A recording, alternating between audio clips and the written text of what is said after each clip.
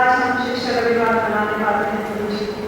प्रभु जी धन्यवाद देते हैं कि हम सब यहाँ एकत्रित होकर के आपकी स्तुति और महिमा करने वाले हैं। प्रभु जी यहाँ बैठे हर एक के साथ बोलिए, हर एक पर अपना आशीष का हाथ रखिए।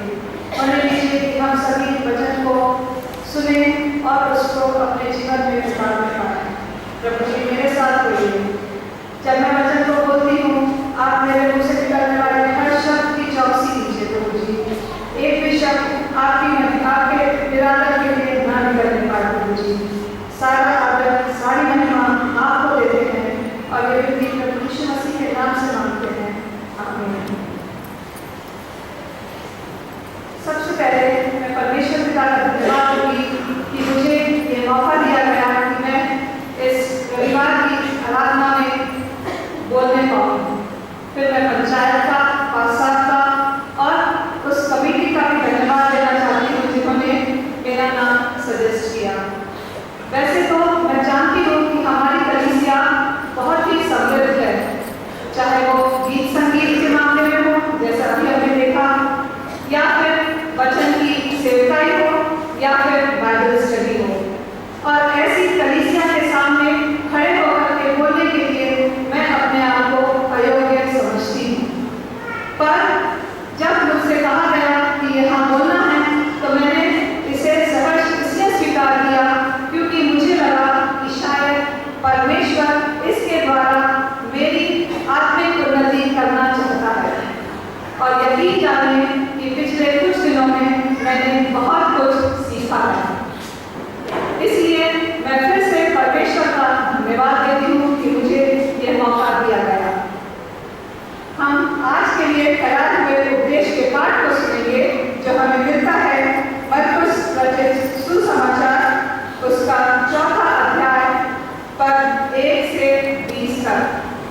मरकुस रचित सुसमाचार उसका 4था अध्याय पद 1 से 20 तक। वह फिर झील के किनारे उपदेश देने लगा और ऐसी बड़ी भीड़ उसके पास इकट्ठी हो गई कि वह झील में एक नाव पर चढ़कर बैठ गया और सारी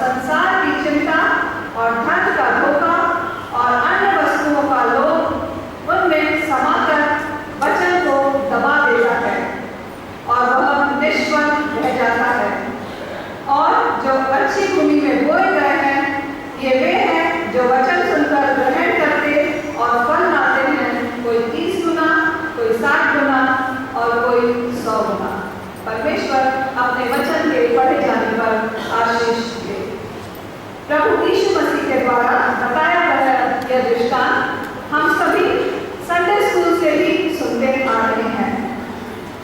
यह बीज बोने वाले के दृष्टांत के रूप में जाना जाता है। इस अध्याय में दृष्टांत के अलावा भी कुछ चीजें हैं जो हमारा ध्यान आकर्षित करती हैं। जैसे पहले पद में हम पढ़ते हैं कि यीशु मसीह झील के किनारे एक नाव पर चढ़कर बैठ गए और बड़ी भीड़ भूमि पर झील के किनारे खड़ी रही। ऐसा पहली बार नहीं हुआ था कि यीशु मसीह झील के किनारे उपदेश दे रहे थे। ये प्रश्न स्वाभाविक रूप से हमारे मनों में आता है कि क्यों प्रभु यीशु मसीह झील के किनारे उपदेश देना पसंद करते थे। ऐसा नहीं कि वे मंदिर में उपदेश नहीं देते थे, पर उन्हें झील के किनारे उपदेश देना पसंद था। इसी सुसमाचार के दूसरे अध्याय में भी झील के किनारे उपदेश देने का वर्णन है। जैसा हम जानते हैं, उस समय की परंपराओं के अनुसार जो मंदिर के पदाधिकारी होते थे, वे सामने उनके तय की हुई जगह पर बैठते थे। ओहदों के हिसाब से मंदिरों की बैठक व्यवस्था हुआ करती थी और जो आम लोग थे वे पीछे खड़े होकर के वचन को सुनते थे। प्रभु यीशु मसीह ये जानते थे कि सामने बैठे हुए ये लोग वैसे तो बड़े सोफिस्टिकेटेड और जेंटल हैं, पर इनके मन कठोर हैं। ये वचन को सुनना और ग्रहण करना नहीं चाहते। जबकि जो पीछे हैं, जो पीछे खड़े आम लोग हैं, वे वचन के भूखे हैं। इसलिए प्रभु यीशु मसीह ये आजादी लेते हैं कि उन आम लोगों के बीच में जाकर अपनी बात कह सकें और इसलिए वे झील का ये किनारा चुनते हैं। इंग्लिश वर्जन में इसके लिए सी साइड का प्रयोग किया गया है, पर हिंदी वर्जन में उसमें झील कहा गया है। यह झील का किनारा शांत था क्योंकि इसमें लहरें नहीं उठती थी और ऐसे ही शांत माहौल में प्रभु यीशु मसीह अपना वचन उन आम लोगों तक पहुंचाना चाहते थे। हम देखेंगे रोमियो की पत्री उसका पहला अध्याय और पद 1 और पद 14। रोमियो की पत्री उसका पहला अध्याय और पद 14। मैं यूनानियों और अन्यभाषियों का और बुद्धिमानों और निर्बुद्धियों का कर्जदार हूँ। प्रभु यीशु मसीह यहाँ कह रहे हैं कि मैं यूनानियों और अन्यभाषियों और बुद्धिमानों और निर्बुद्धियों का कर्जदार हूँ। इस कर्ज के लिए यीशु मसीह ने झील की वह जगह चुनी जहाँ पर कोई डिस्टर्बेंस नहीं था। वे अपनी बात उन लोगों तक पहुँचाना चाहते थे जो वचन के भूखे थे। वे अपना कर्ज चुका रहे थे। दूसरी चीज जो हमारा ध्यान आकर्षित करती है वो ये है कि यीशु मसीह हमेशा अपनी बातें दृष्टांतों में कहते हैं। इसी अध्याय में जो अभी हमने पढ़ा उसमें 4 दृष्टांतों का वर्णन है। वैसे तो दृष्टांत में कह करके बातों को समझाना आसान होता है। जैसे हम लोग टीचर्स जो है वो अक्सर अपनी बातों को एग्जाम्पल्स के तौर पे बताते हैं, समझाते हैं। ज्यादातर लोगों को अपनी भाषा में बात करना और सुनना अच्छा लगता है और अगर वो बातें हमारे रोजमर्रा के जीवन से जुड़ी हो तो जो नहीं भी ध्यान देते हैं उनका ध्यान भी उन बातों की तरफ जाता है। इसलिए प्रभु यीशु मसीह दृष्टांतों का प्रयोग करते थे क्योंकि उनके साथ चलने वाली भीड़ तो वचन की भूखी थी और दिन रात उनके साथ चलती थी। यीशु मसीह उस भविष्यवाणी को पूरा करने के लिए भी दृष्टांतों का प्रयोग करते थे जो हमें मिलती है यशायाह नबी की पुस्तक उसका 6वां अध्याय और 9वीं और 10वीं आयत में। यशायाह नबी की पुस्तक उसका 6वां अध्याय और पद 9 और 10 में यहाँ ऐसा लिखा है, उसने कहा जा और इन लोगों से कह, सुनते ही रहो परंतु ना समझो, देखते ही रहो परंतु ना बुझो। तो उन लोगों के मन को मोटा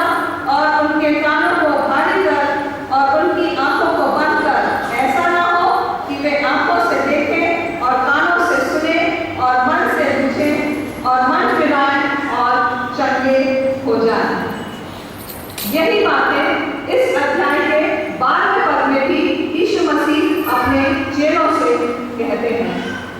अब अगर हम दृष्टांत की बात करें तो इसमें बहुत सारी चीजें हैं जो हमारा ध्यान आकर्षित करती हैं, जैसे बीज, दूसरा है बीज बोने वाला, तीसरा है बीज बोने के तरीके, फिर है फसल या फल, फिर बीज बोने वाले की सफलता और आखिर में है भूमि के प्रकार। हम इनको बहुत थोड़े में इनको समझने की कोशिश करेंगे। सबसे पहले बीज। ये बात तो हम सभी जानते हैं कि बीज बोने का मुख्य उद्देश्य फल या फसल को पाना होता है। कितना फल आता है यह सफलता का पैमाना होता है।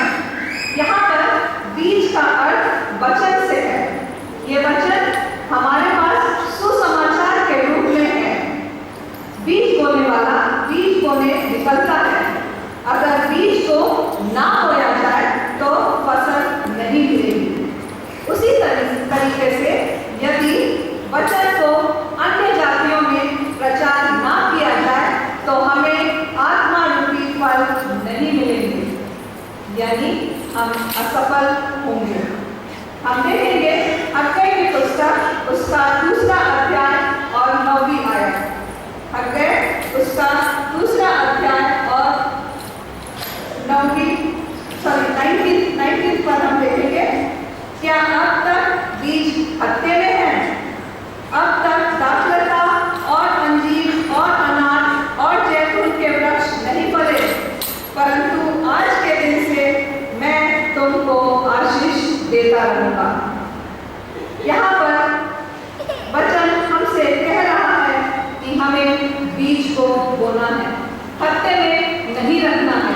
जब तक बीज नहीं निकलेगा, नहीं बोया जाएगा, हमें फसल नहीं मिलेगी। दूसरी बात है बीज बोने वाला।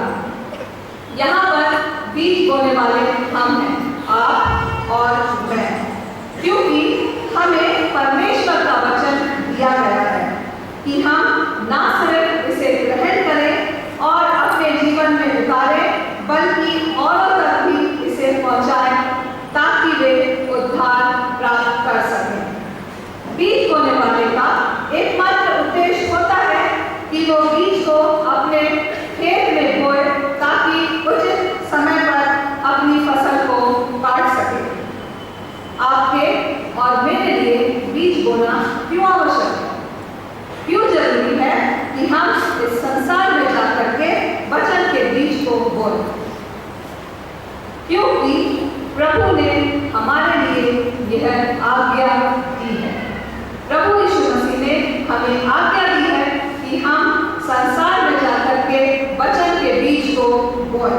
हम देखेंगे मरकुस रचित सुसमाचार उसका 16वां अध्याय और उसकी 15वीं आयत।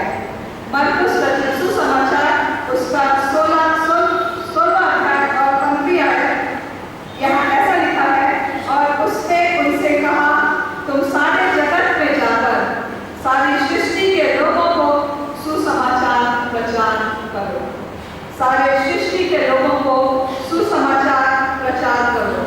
यही आज्ञा हमें मिलती है मत्ती रचित सुसमाचार उसका 28वां अध्याय और उसकी 19वीं और 20वीं आयत में। मत्ती रचित सुसमाचार उसका 28वां अध्याय और पद 19 और 20।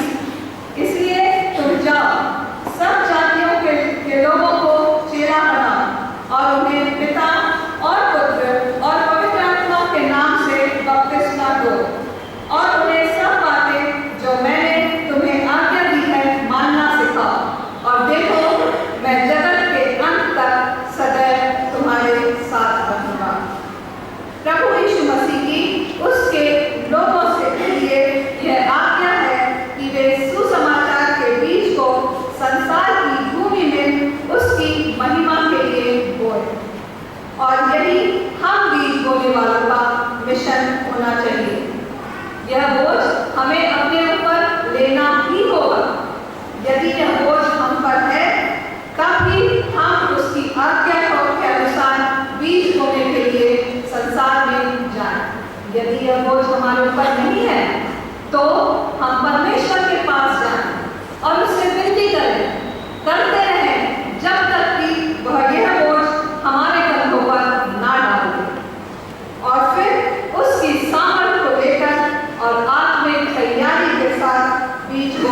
निकल पड़े।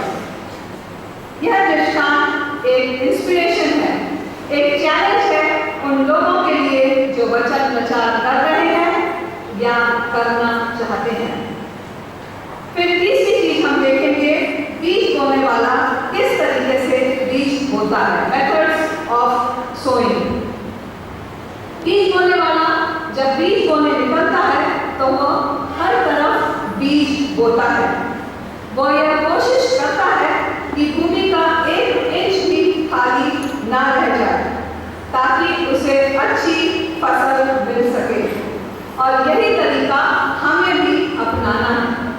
हमें सब लोगों को, हर जाति और हर समाज के लोगों के बीच जाकर वचन के बीज को बोना है।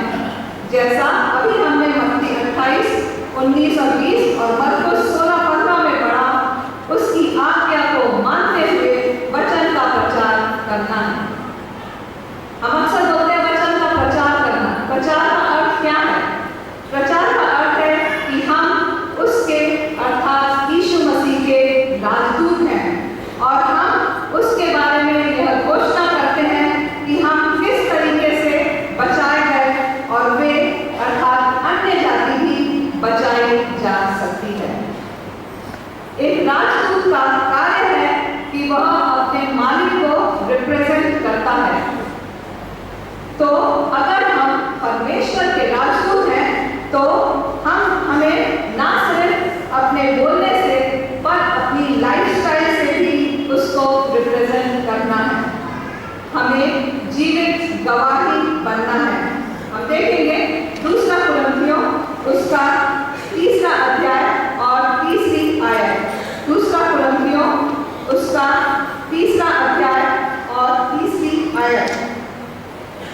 यह प्रकट है कि तुम मसीह की पत्री हो, जिसको हमने सेवकों के समान लिखा, जो स्याही से नहीं परंतु जीवते परमेश्वर के आत्मा से, पत्थर की पट्टियों पर नहीं परंतु हृदय के मांसपेशी पट्टियों पर लिखी है। यही वचन हमें मिलता है फिलिपियों की पत्री उसका 1 अध्याय और 27। फिलिपियों की पत्री उसका 1 अध्याय और 27 में केवल इतना करो कि तुम्हारा चाल चलन मसीह के सुसमाचार के योग्य हो, कि चाहे मैं आकर तुम्हें देखूं चाहे ना भी आ, तुम्हारे विषय में यही सुनूं कि तुम एक ही आत्मा में स्थिर हो और एक चित्त होकर सुसमाचार के विश्वास के लिए परिश्रम करते रहते हो। इतना करो कि तुम्हारा चाल चलन मसीह के सुसमाचार के योग्य हो। आज हमें जीवित गवाही बनना है। क्या आप चाहते हैं कि आपके द्वारा आत्मा जीती जाए? तो आप बीज बोइए। क्या आप चाहते हैं कि लोग इस वेदी पर बचाए जाएं? तो बीज बोइए। क्या आप अपने स्वर्गीय पिता के कार्य, राज्य के कार्य में शामिल होना चाहते हैं?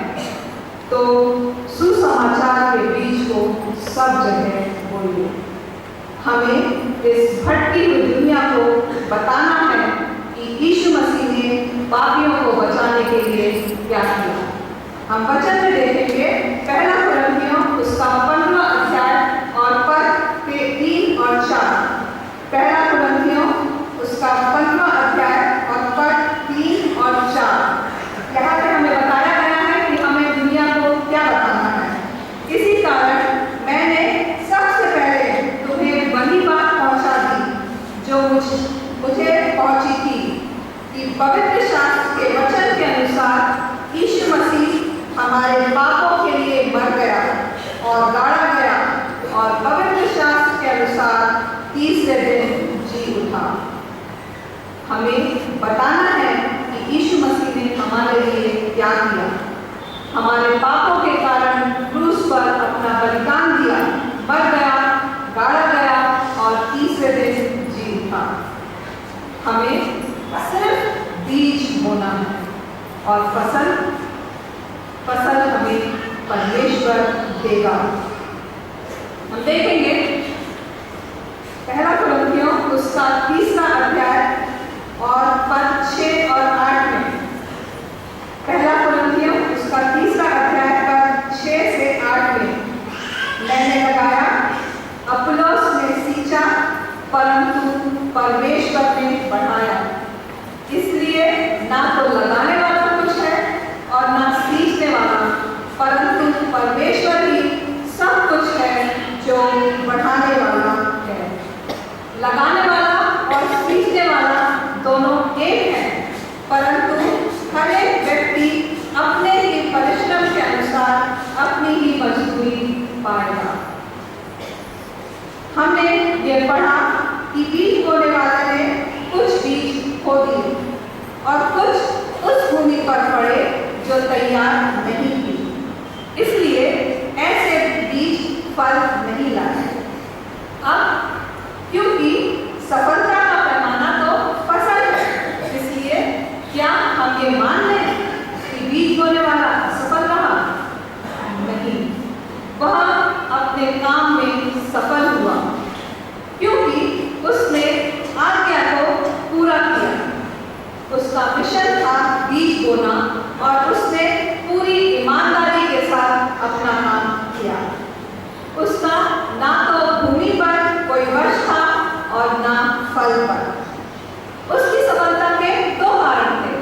पहला, उसने अपने सारे बीज बोए, कुछ भी नहीं बचाया, और दूसरा, उसने अपने सारे खेत में बीज बोए, 1 इंच भूमि भी खाली नहीं छोड़ी।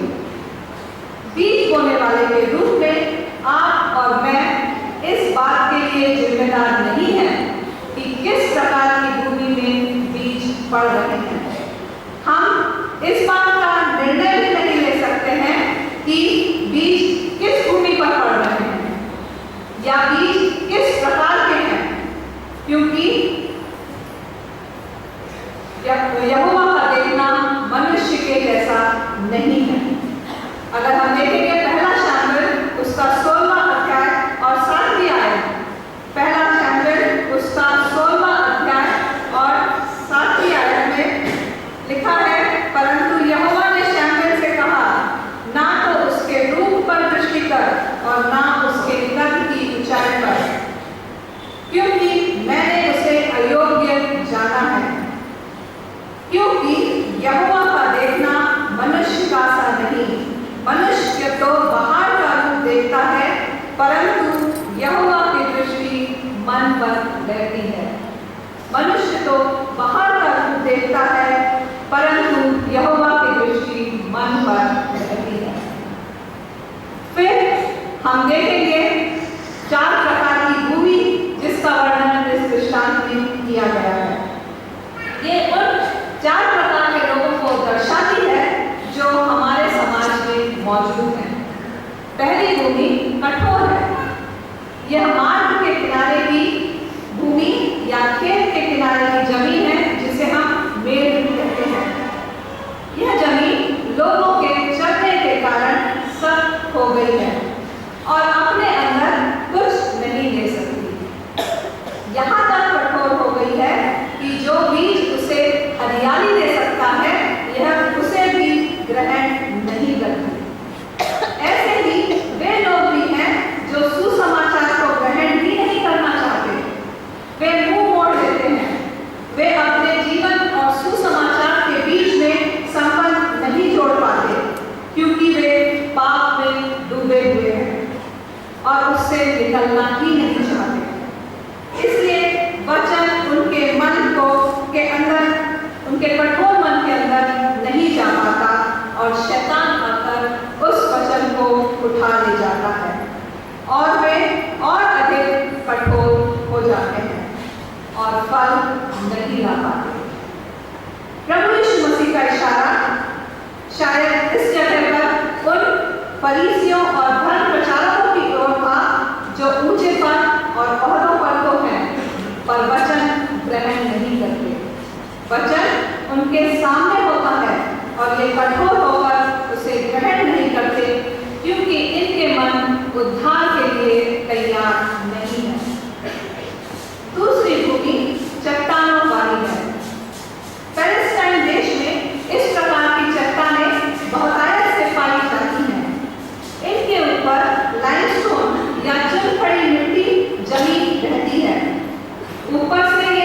तैयार भूमि जैसी लगती है।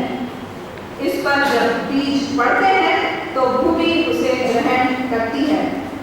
बीज अंकुरित होते हैं, ये पौधे का रूप भी ले लेते हैं, पर जड़ न पकड़ने के कारण जब सूर्य की किरणें इन पर पड़ती हैं तो ये कोमल पौधे मुरझा जाते हैं, सूख जाते हैं, फल नहीं दे पाते।